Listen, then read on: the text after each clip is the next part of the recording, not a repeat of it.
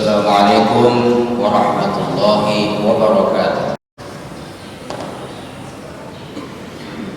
Alhamdulillahi jalla jalaluhu bi uluhiyatihi wa rububiyyatihi wa qudratihi. Ashhadu an la ilaha illallah wahdahu la syarika lah. وأشهد أن محمدا عبده ورسوله لا نبي بعده. اللهم صل وسلم على رسول الله سيدنا محمد بن عبد الله وعلى آله وأصحابه ومن تبعه إلى يوم القيامة. فيا أيها المسلمون، أوصيني نفسي وإياكم بتقوى الله وطاعته لعلكم تفلحون.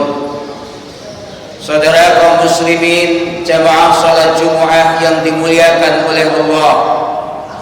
Pertama-tama kita panjatkan puji syukur kehadirat Allah Subhanahu wa taala atas segala karunia nikmat yang Allah berikan kepada kita, sehingga lapang dada kita, mudah langkah kaki kita menuju masjid yang mulia ini. Mudah-mudahan setiap langkah kita dari tempat kerja kita, rumah kita sampai masjid ini dibalas oleh Allah dengan balasan pahala yang berlipat ganda, dan mudah-mudahan mampu menghapus jejak-jejak dosa-dosa di masa lampau kita. Sholawat dan salam tak ketinggalan sama-sama kita aturkan kehadiran baginda Rasul Nabi Muhammad sallallahu alaihi wasallam yang senantiasa kita harapkan syafaatnya besok yaumil qiyamah. Secara pribadi saya mengajak agar kita senantiasa meningkatkan takwa kita kepada Allah Ta'ala, supaya kita mampu memetik yang Allah janjikan buat kita. Allah di dalam Al-Quran menyatakan, A'udhu billahi minasyaitanir rajim, wa man yattaqillaha yaj'al lahu makhraja wa yarzuqhu min haitsu la yahtasib. Mari sama-sama kita petik dengan cara apa? Dengan cara kita meningkatkan takwa. Karena sesungguhnya orang yang bertakwa dijanjikan oleh Allah, Allah akan memberikan jalan keluar atas segala urusan masalah yang menghimpit kita. Dan Allah juga akan memberikan rizki kepada orang yang bertakwa, berupa rizki yang tidak diduga-duga besaran jumlahnya dan asal usulnya. Semuanya diberikan kepada orang-orang yang bertakwa. Shadaqallahul azim wa shadaqa rasuluhun nabiyul habibul karim wa nahnu ala dzalika minasyahidin. Saudara kaum muslimin yang dimuliakan oleh Allah, kalau kita belajar ilmu hukum alam, maka segala sesuatu yang dipanaskan pasti akan meleleh. Bahwa segala sesuatu zat padat kalau dimasukkan di dalam air, maka zat padat itu akan tenggelam. Dalam hukum alam juga, bahwa yang namanya kemenangan itu harus dilakukan dengan cara mengalahkan. Tetapi di balik itu, saudara-saudara sekalian yang dimuliakan oleh Allah, Allah telah berfirman, ala lahul khalqu wal amr tabarakallahu rabbul alamin. Islam mengajarkan tentang alam materialisme, tetapi materialisme bukanlah satu-satunya kebenaran, bukan satu-satunya bersumber dari hukum alam, tetapi hakul kebenaran adalah Allah Ta'ala. Dan itu Allah wujudkan di bulan Muharram. Kalau dalam hukum alam segala yang dipanaskan maka akan meleleh.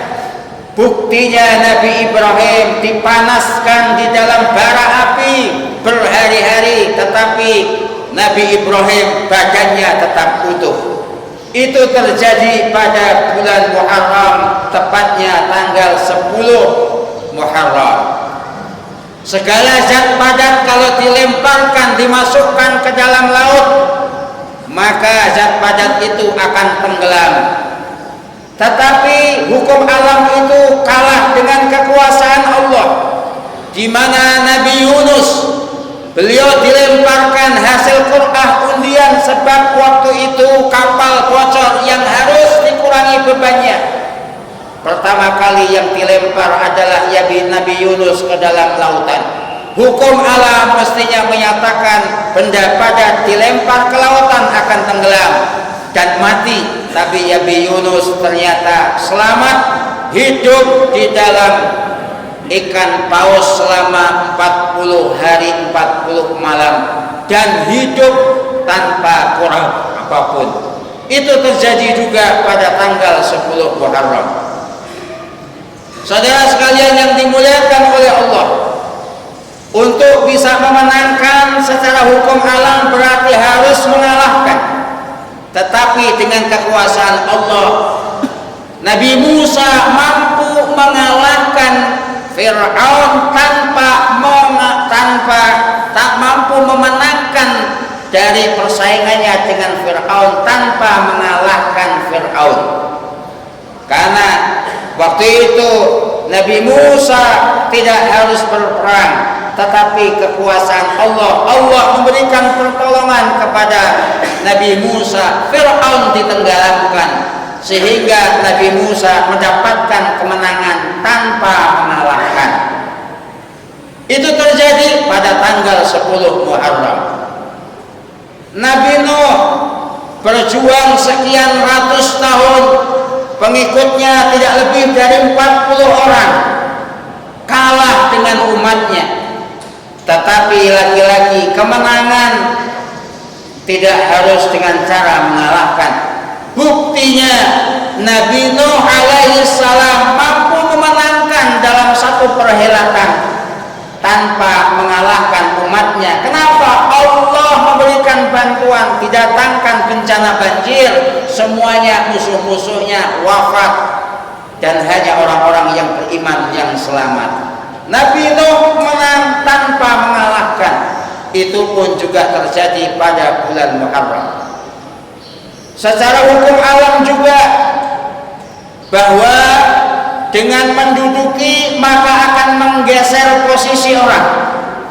Maka banyak di antara kita supaya posisinya tetap tertahan, maka berupaya sekuat mungkin supaya tidak digeser. Tetapi dengan kekuasaan Allah, ternyata menduduki tanpa harus menggeser orang. Siapa itu? Nabi Muhammad sallallahu alaihi wasallam. Nabi Muhammad menduduki Madinah tanpa menggeser orang. Ini luar biasa. Makanya wajar kalau Rasulullah dalam hadisnya menyatakan afdhalus syahri ba'da Ramadan Syahrullahil Muharram. Bulan yang paling utama setelah Ramadan dalam Islam adalah bulannya Allah yang disebut dengan bulan Muharram. Maka dari itulah saudara-saudaraku kaum muslimin yang dimuliakan oleh Allah, Muharram ini momentum buat kita. Jangan hanya berpikir materialisme, jangan hanya memuja-muja hukum alam, karena sesungguhnya apa? Di balik semuanya ada kekuasaan Allah Subhanahu wa ta'ala. Allah mengajarkan kepada kita supaya kita bisa memetik apa yang telah dipetik oleh orang-orang hebat zaman lalu, yaitu i'malu ala Dawud syukra wa qalilum min ibadiyas syakur. Banyak pengalaman di antara kita tidak punya modal tapi menjadi orang sukses. Banyak di antara kita yang itu secara logika tidak masuk akal tapi bisa kita dapatkan. Kenapa? Karena hakikatnya Islam mengajarkan i'malu ala Dawud syukra wa qalilun min ibadiyas syakur. Orang Yahudi zaman dulu ketika Muharram mereka menjadikan bulan ini sangat mulia. Kenapa? Karena mengikuti ajaran nabinya. Maka ketika Rasulullah pun datang ke kota Yathrib, Rasulullah meneruskan tradisi itu. Allah menurunkan ayat i'malu ala Dawud syukra wa qalilun min ibadiyas syakur. Kita kerjakan sebagaimana yang dilakukan oleh anak keturunannya Nabi Daud. Nabi Daud mampu mengalahkan Jalut, pasukan bergajah yang jumlahnya lebih dari 10.000. Sementara Nabi Daud anak berusia 14 tahun. Yang beliau mengendarai bukan onta, bukan kuda, apalagi gajah, tapi himar. Walaupun demikian, anak 14 tahun itu mampu memenangkan peperangan dengan Jalut. Kenapa? Karena pertolongan Allah Subhanahu wa Ta'ala. Sebab tidak mungkin orang menunggangi himar mengalahkan gajah. Sebab gak mungkin anak usia 14 tahun mampu mengalahkan raja yang perkasa yang usianya matang. Semuanya kekuasaan Allah. Makanya i'malu ala Dawud syukra wa qalilun min ibadiyas syakur. Cuma sayangnya banyak di antara kita yang jarang bisa berterima kasih. Maka wujud syukur kita itu adalah menyantuni anak yatim. Banyak di antara kita yang bertanya-tanya, apa dalilnya menyantuni anak yatim di bulan Muharram? Saudara, kalau kita ngaji hadis secara material memang nggak dapat. Tapi kalau kita belajar living hadis, kita akan dapat. Apa itu? Ingat, Rasulullah ketika hijrah ke kota Madinah, beliau ditawari oleh orang-orang Madinah untuk singgah menetap. Tetapi Rasulullah waktu itu tidak buru-buru memutuskan pilihan. Sampai onta beliau ini yang diperintahkan oleh Rasul, di mana onta saya ini dia rebahan, maka disitulah saya akan membangun masjid dan tempat tinggal. Apa yang terjadi saudaraku? Onta Rasulullah setelah muter-muter kampung Bani Najjar, ternyata onta itu rebahan di sebuah lahan tanah. Lahan tanah itu milik siapa? Lahan tanah itu milik anak yatim yang namanya Sahal dan Suhail. Itulah yang kemudian dijadikan dalil bahwa Muharram hendaknya kita jadikan sebagai lebarannya anak yatim. Mudah-mudahan banyak di antara kita yang mampu menyisihkan hartanya untuk dibagikan kepada anak-anak yatim. Mudah-mudahan kita akan mendapatkan kemenangan, kemuliaan, kesuksesan yang itu di luar nalar hukum alam. Barakallahu li wa lakum fil Qur'anil azim. Wa nafa'ani wa iyyakum bima fihi minal ayati wa dzikril hakim. Wa taqabbala minni wa minkum tilawatahu innahu was-sami'ul basir.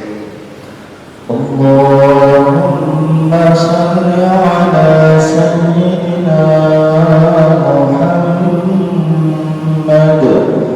wa ala ali sayyidina Muhammad.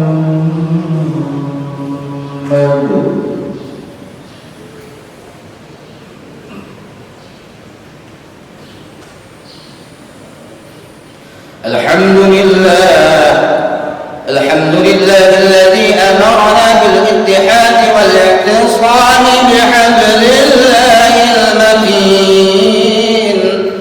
أشهد أن لا إله إلا الله الملك الحق المبين، وأشهد أن محمدا عبده ورسوله صادق الوعد الأمين. اللهم صل على سيدنا محمد وعلى آله وأصحابه أجمعين. أما بعد فيا أيها المسلمون اتقوا الله حق تقاته ولا تموتن إلا وأنتم مسلمون. قال الله تعالى: إن الله وملائكته يصلون على النبي يا أيها الذين آمنوا صلوا عليه وسلموا تسليما. اللهم صل على سيدنا محمد وعلى آله وأصحابه أجمعين وارض عنا معهم برحمتك